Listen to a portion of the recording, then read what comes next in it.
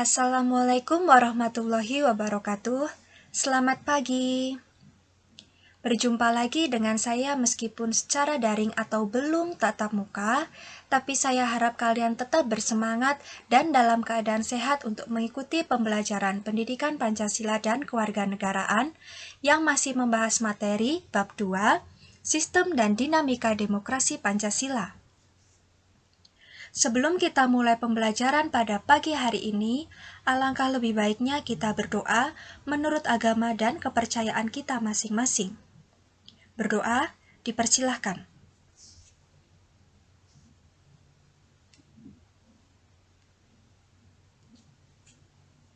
Cukup. Semoga yang saya sampaikan hari ini bisa dipahami oleh kalian dan bermanfaat untuk kita semua. Amin. Hari ini kita masuk ke subbab yang B, tentang dinamika penerapan demokrasi Pancasila. Indonesia adalah salah satu negara yang menganut paham demokrasi. Adapun paham demokrasi yang dianut oleh negara Indonesia adalah paham demokrasi Pancasila, karena Pancasila merupakan kepribadian bangsa yang digali dari tata nilai sosial budaya bangsa Indonesia sendiri. Prinsip demokrasi di Indonesia. Demokrasi Indonesia menggunakan demokrasi Pancasila, yaitu paham demokrasi yang bersumber, dijiwai, dan diintegrasikan dengan nilai-nilai ketuhanan yang Maha Esa, kemanusiaan yang adil dan beradab, persatuan Indonesia, kerakyatan yang dipimpin oleh hikmat kebijaksanaan dalam permusyawaratan perwakilan, dan keadilan sosial bagi seluruh rakyat Indonesia.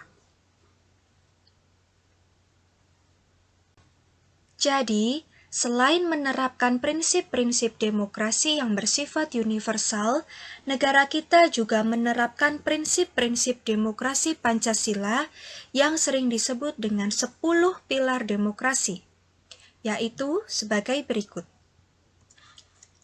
1. Demokrasi yang berketuhanan yang Maha Esa.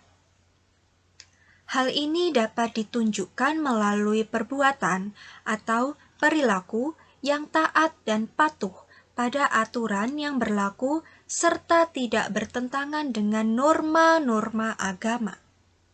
Intinya, dalam penyelenggaraan pemerintahan harus dapat dipertanggungjawabkan kepada Tuhan Yang Maha Esa dan berdasarkan dengan kejujuran.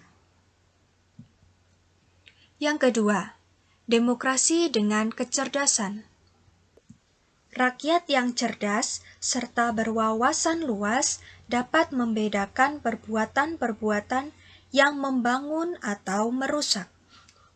Dengan kata lain, mereka dapat menyikapi perbedaan dengan pikiran terbuka, karena perbedaan adalah suatu hak asasi tiap-tiap individu dan pengakuan atas hak asasi manusia mutlak dalam negara demokrasi.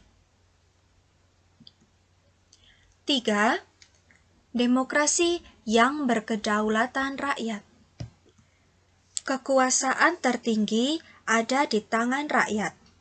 Secara prinsip, rakyatlah yang memiliki atau memegang kedaulatan tertinggi itu. Dalam batas-batas tertentu, kedaulatan rakyat dipercayakan kepada wakil-wakil rakyat di MPR dan DPRD. 4.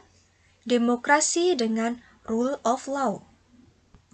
Segala sesuatu perbuatan didasarkan pada hukum dan peraturan yang berlaku, serta hukum ini sifatnya mengikat warga negara, termasuk penyelenggara negara. Demokrasi dengan pemisahan kekuasaan negara. Lebih tepatnya adalah demokrasi yang menerapkan prinsip pembagian kekuasaan. Dengan adanya pembagian kekuasaan, diharapkan lembaga-lembaga negara dapat lebih fokus pada tugas dan wewenang masing-masing dengan tetap bekerja sama dan saling melengkapi. 6. Demokrasi dengan hak asasi manusia yang memiliki tujuan bukan saja sekedar menghormati hak-hak asasi manusia, melainkan terlebih lagi untuk meningkatkan martabat dan derajat manusia seutuhnya. 7. Demokrasi dengan pengadilan yang merdeka. Demokrasi harus melaksanakan peradilan yang bebas dan tidak memihak. Dalam negara demokrasi, badan peradilan bersifat merdeka dan berjalan atas nama keadilan. 8. Demokrasi dengan otonomi daerah. Dengan diterapkannya otonomi daerah, tiap-tiap daerah mempunyai kesempatan untuk maju dan mengembangkan potensi melalui keunikan-keunikan atau kelebihan yang mereka miliki di daerah masing-masing. 9. Demokrasi dengan kemakmuran. Demokrasi sesungguhnya ditujukan untuk membangun negara kemakmuran oleh dan untuk sebesar-besarnya kemakmuran rakyat Indonesia. Intinya, demokrasi harus mengusahakan kesejahteraan rakyat. 10. Demokrasi yang berkeadilan. Tujuan adanya demokrasi adalah mewujudkan keadilan sosial yang merata bagi seluruh rakyat Indonesia. Tidak ada golongan, lapisan, kelompok, atau organisasi yang menjadi anak emas dan diberi berbagai keistimewaan atau hak-hak khusus. Jadi, semua orang memiliki hak yang sama, adil bagi. Karakter utama demokrasi Pancasila adalah sila keempat yang berbunyi, kerakyatan yang dipimpin oleh hikmat kebijaksanaan dalam permusyawaratan perwakilan. Jika kalian sempat, coba nanti buka buku paket halaman 48. Dengan kata lain, demokrasi Pancasila mengandung 3 karakter utama, yaitu kerakyatan, permusyawaratan, dan hikmat kebijaksanaan. 3 karakter tersebut sekaligus berkedudukan sebagai cita-cita luhur penerapan demokrasi di Indonesia. Cita-cita kerakyatan merupakan bentuk penghormatan kepada rakyat Indonesia dengan memberi kesempatan kepada rakyat Indonesia untuk berperan atau terlibat dalam proses pengambilan keputusan yang dilakukan oleh pemerintah. Cita-cita permusyawaratan memancarkan keinginan untuk mewujudkan negara persatuan yang dapat mengatasi paham perseorangan atau golongan. Adapun cita-cita hikmat kebijaksanaan merupakan keinginan bangsa Indonesia bahwa demokrasi yang diterapkan di Indonesia merupakan demokrasi yang didasarkan pada nilai ketuhanan, peri kemanusiaan, persatuan, permusyawaratan, dan keadilan. Selanjutnya, nilai moral demokrasi Pancasila.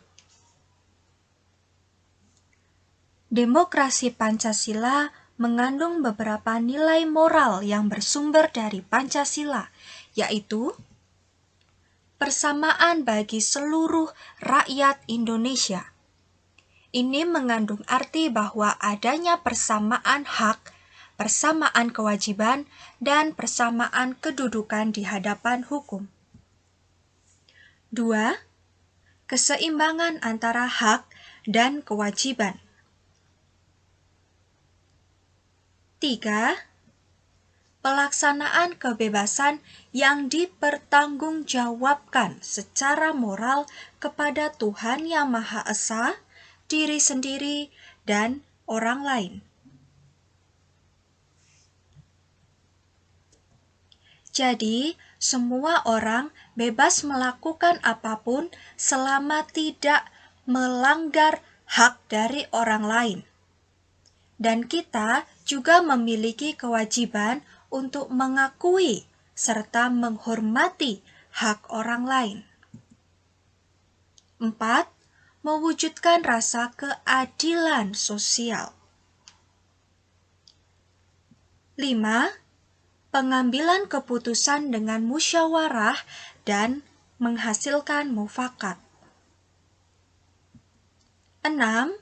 Mengutamakan persatuan nasional dan kekeluargaan. 7. Menjunjung tinggi tujuan dan cita-cita nasional. Ketujuh nilai moral demokrasi Pancasila sangat sesuai dengan kepribadian bangsa yang digali dari tata nilai sosial budaya bangsa Indonesia sendiri. Materi yang saya sampaikan cukup sampai di sini. Selanjutnya, tugas kalian adalah membuka buku paket halaman 50, kerjakan tugas kelompok 2.2. Dikumpulkan dalam bentuk foto ke Google Classroom. Wajib memberi identitas di pojok kiri bagian atas. Maksimal mengerjakan adalah 1 halaman pada buku tulis PPKN. Sekian yang dapat saya sampaikan hari ini. Jangan lupa dengan tugasnya ya.